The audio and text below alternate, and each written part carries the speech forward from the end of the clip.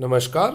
आज हम प्रश्नावली 1.4 का क्वेश्चन नंबर 2 करेंगे। मैं आपको 9th क्लास की संपूर्ण मैथ निःशुल्क यूट्यूब चैनल पर पढ़ाऊंगा, तो आप मेरे साथ बने रहें। आपने अभी तक अपने दोस्तों को ये वीडियो शेयर नहीं किया है तो तुरंत शेयर करें और सब्सक्राइब भी कर देवें। चलते हैं अपन प्रश्न नंबर 2 की। प्रश्न 2 कह रहा है, निम्नलिखित व्यंजकों में से प्रत्येक व्यंजक को सरल कीजिए। हमें इस व्यंजक को सरल करना है जो प्रश्न अपने 4 दे रखे हैं। तो यहाँ पे ये ध्यान रखना है कि इस कोष्टक के अंदर संख्याएं बंद है, तो ये दोनों कोष्टक के बीच में कोई गणितीय चिन्ह नहीं लगा हुआ है, तो यहाँ पे गुणा होगा। यहाँ पर भी गुणा ही होगा, यहाँ पर भी गुणा ही होगा। अब यहाँ पे स्क्वायर दे रखा है, तो ये संख्या 2 बार लिखी जाएगी। तो अब हम पहला प्रश्न कर रहे हैं, तो आपको आसानी से समझना है। थोड़ा मेरे साथ रुक जाइए, आपके प्रश्न सिंपल हो जाएंगे, कभी भूलोगे भी नहीं। तो प्रश्न क्या कह रहा है, कोष्टक 3 प्लस अंडर रूट 3 का गुणा आपको कोष्टक 2 प्लस अंडर रूट 2 से करना है। तो ये गुणा कैसे किया जाता है व्यंजकों का, तो देखिए इनका अर्थ होता है कि ये 3 है, ये 3 2 से भी गुणा होगा और इस 3 का अंडर रूट 2 से भी गुणा होगा।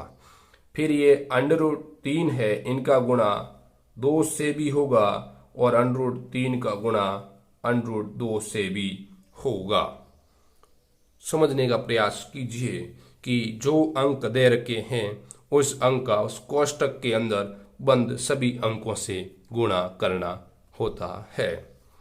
तो 3 और 2 का गुणा पहले इससे कर ले। 3 और 2 का गुणा करने पर आपके हो गए 6। 3 और अंडर रूट 2 से गुणा करने पर क्या हो जाएंगे, यहाँ पे प्लस है और ये भी प्लस का है, तो प्लस। अब अंडर रूट 2 और 3 का गुणा होगा तो 3 अंडर रूट 2 रहेगा। अब ये आपका 3 से गुणा हो चुका है। अब करेंगे अंडर रूट 3 से गुणा 2 का, फिर अंडर रूट 3 से गुणा अंडर रूट 2 का, तो इसका गुणा इससे करेंगे तो हमारे पास ये भी प्लस है और ये भी प्लस है, तो प्लस 2 अंडर रूट 3 रहेगा, क्योंकि अंडर रूट की संख्या बाद में लिखी जाती है। फिर अंडर रूट 3 और अंडर रूट 2 का गुणा, यहाँ पे भी प्लस है, इनके आगे भी प्लस है, तो प्लस रहेगा। अंडर रूट 3 और अंडर रूट 2 का गुणा, तो अंडर रूट की अंदर अंदर संख्याएं है, तो अंदर अंदर संख्याओं का गुणा होगा। तो ये आपका गुणा होकर के तैयार हो चुका है। इतना ही सिंपल प्रश्न है। वैसे ही अपन प्रश्न संख्या 2 को देख लेते हैं। क्या है, कोष्टक 3 प्लस अंडर रूट 3 गुणा कोष्टक 3 माइनस अंडर रूट 3 है। तो इसी 3 का गुणा इसी 3 से भी करना है और इसी 3 का गुणा अंडर रूट 3 से भी करना है। अंडर रूट 3 का गुणा इसी 3 से करना है और अंडर रूट 3 का गुणा इसी 3 से करना है। बस आपको गुणा करना आना चाहिए। 3 और 3 से गुणा करने पर कितना हुआ, 9। इस 3 से गुणा किया 9।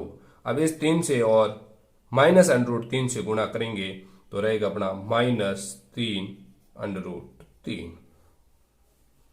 अब अपना गुणा हो रहा है अंडर रूट 3 और 3 से, यहाँ पे प्लस है, यहाँ पे भी प्लस है, तो प्लस गुणा करेंगे 3 अंडर रूट 3 आ रहा है।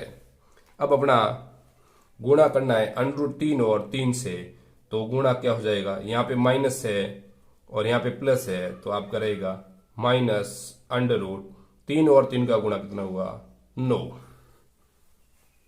ओके, अब आगे देख लीजिए, ये 3 अंडर रूट 3 माइनस में है और ये 3 अंडर रूट 3 प्लस में है, तो प्लस में से ये माइनस चले जाएंगे।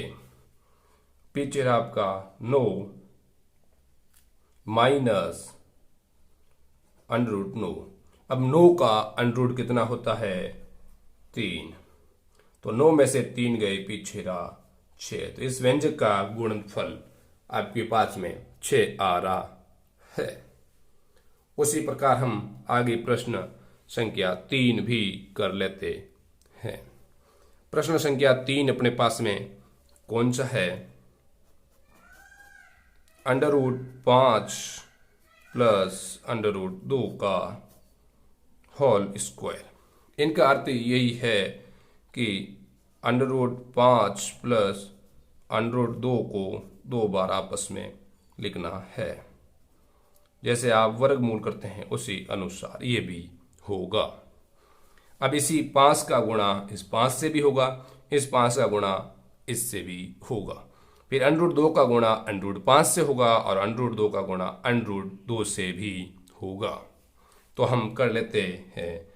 तो √5 और 5 का गुणा 25, √25 प्लस इनका गुणा हुआ तो √5 गुणा 2 10।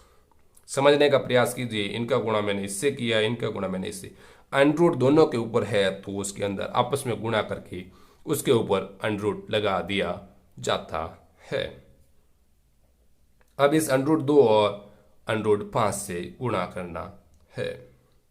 तो ये भी आपका प्लस √10। अब √2 और √2 का आपस में गुणा होगा तो रहेगा √4। अब हमको √25 का मान होता है 5 प्लस √10 और √10 यहाँ पर आ रहे हैं तो आपको वैसे ही लिख देना है। और 4 का वर्गमूल होता है 2। ओके, अब आपको इनको आपस में जोड़ना है। तो क्या हो जाएगा? ये भी प्लस में, ये भी प्लस में है, तो ये हो गया आपका 7 प्लस।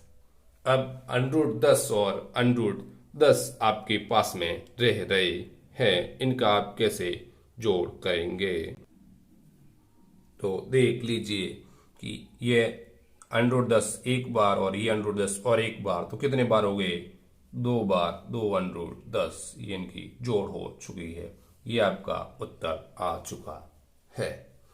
इसी प्रकार आपको प्रश्न नंबर 4 है जो आपको खुद को नोटबुक के अंदर हल करना है, तभी पता चलेगा आपको समझ में आया या नहीं आया है। यदि समझ में आ रहा है तो लाइक, कमेंट और सब्सक्राइब जरूर करें, साथ ही साथ अपने दोस्तों तक भी पहुंचाएं। फिर मिलते हैं ऐसे और नए वीडियो के साथ। धन्यवाद।